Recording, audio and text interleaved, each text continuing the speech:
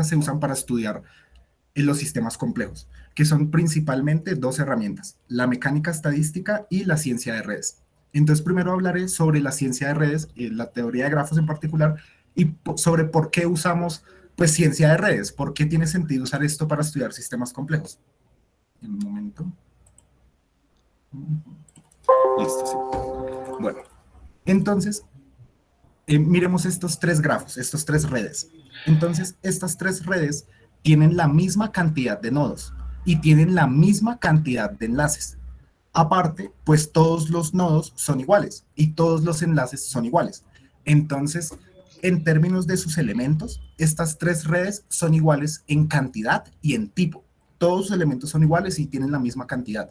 Pero a pesar de eso, nosotros distinguimos intuitivamente con pues, nuestros ojos que estas redes son distintas, ¿sí? Que a pesar de que todos estos nodos sean iguales a estos nodos, la red que forman tiene propiedades distintas. Y pues, ¿cómo podría uno hablar de esas propiedades de la red? Entonces, para eso, pues hay todo un montón de herramientas en teoría de grafos que buscan cuantificar como las propiedades de un nodo, pero como las propiedades de un nodo que tiene por su lugar en la red. Entonces, por ejemplo, ¿cuál es la popularidad de un nodo? Y de hecho, si pensamos en términos de popularidad de los nodos, nos damos cuenta que estas tres redes son distintas. Porque, por ejemplo, en esta red de la No me derecha envías. hay un nodo que es súper popular. Él tiene, de Sí. hecho, si esto fuera como los nodos fueran personas y los enlaces fueran enlaces de amistad, pues este nodo tiene 7 amigos. Mientras que en esta red el que más tiene 17. 4 amigos. Y en esta red el que más tiene 5 amigos. Entonces, pues nos damos cuenta de que las redes logran capturar unas propiedades que emergen a pesar de que los elementos sean todos iguales. Entonces, pues sí, con redes podemos estudiar cuál es la estructura de conexiones de un sistema. Como lo vemos acá, tenemos una estructura de conexiones, acá está pues bastante centralizada, acá está un poco menos centralizada y bueno, hay un montón de como conceptos, un montón de herramientas que podemos usar de teoría de grafos para estudiar estas propiedades que emergen en una red al conectarla de una forma o de otra. Entonces, pues bueno, esto ilustra muy bien por qué usamos los grafos, porque los grafos naturalmente capturan esta propiedad de emergencia. Sus nodos son iguales, sus elementos son iguales, pero la red como un todo es distinta. Entonces, bueno, si nosotros quisiéramos estudiar un sistema complejo cualquiera, ¿cómo empezaríamos? ¿Qué tendríamos que hacer? Entonces, lo primero que hacemos es tratar de modelar ese sistema complejo como una red, es decir, como un conjunto de elementos que interactúan. Y para eso tenemos que, pues, poder como identificar muy bien en nuestro sistema quiénes son nuestros nodos y quiénes son nuestros enlaces. Entonces, les daré como el ejemplo en el cerebro, que es pues lo que vamos a ver bastante a lo largo de este seminario. Bueno, entonces en el cerebro sabemos que el cerebro está hecho de neuronas y que las neuronas pues se conectan unas a otras por medio de axones. Un momento. Ya. Bueno, entonces si nosotros quisiéramos modelar el cerebro como un grafo, pues tendríamos que identificar en el cerebro quiénes son nuestros nodos y quiénes son nuestros enlaces. Y pues la neurona nos da una representación como trivial de eso, ¿sí? El cuerpo de la neurona es el nodo y sus axones son los enlaces.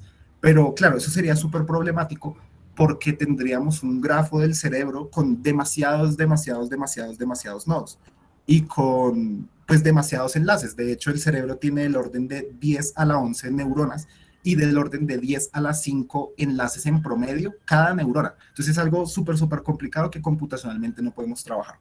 Entonces lo que hacemos en nosotros acá es como describir el sistema a otra escala. Es decir, en vez de que nuestro nodo sean neuronas particulares, nuestro nodo pueden ser grupos de neuronas que están muy juntas entre ellas.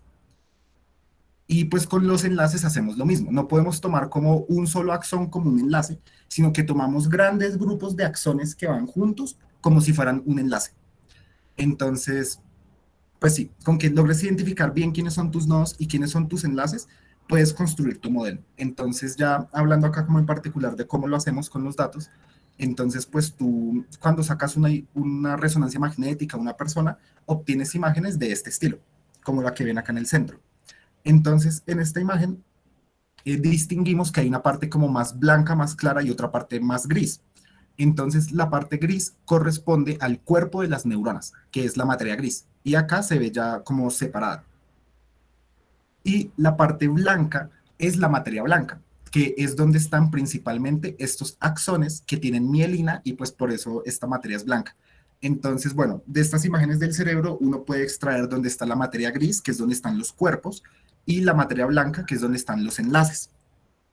Una vez uno tiene eso, tienes dónde están los cuerpos y dónde están los enlaces, pues puedes empezar a lo que decía, como definir tus nodos como grupos de neuronas. Entonces, por ejemplo, acá ven que está como seccionada esta materia gris en términos de regioncitas con colores. Entonces, cada color representa que ese conjunto de neuronas son una misma región. Entonces, cada uno de nuestros nodos en este modelo del cerebro sería una región cerebral. Listo. Y ya, o sea, tendríamos como nuestros nodos. Nuestros nodos son regiones cerebrales y nuestros enlaces denotarían los tractos nerviosos que conectan dos regiones. Entonces, pues sí, en resumen, para construir el grafo lo que haríamos sería mirar estos tractos de acá, de qué región entran, de qué región salen y pues bueno, empezar a construir una red de esa manera. Entonces, cuando se hace eso, se obtiene un grafo así, por ejemplo en donde, como pueden ver acá en este grafo, los nodos son regiones cerebrales. Acá tienen el cuerpo calloso, el brainstem, el núcleo caudado derecho, la parte derecha del cerebelo, la parte izquierda del cerebelo, en fin, las regiones cerebrales.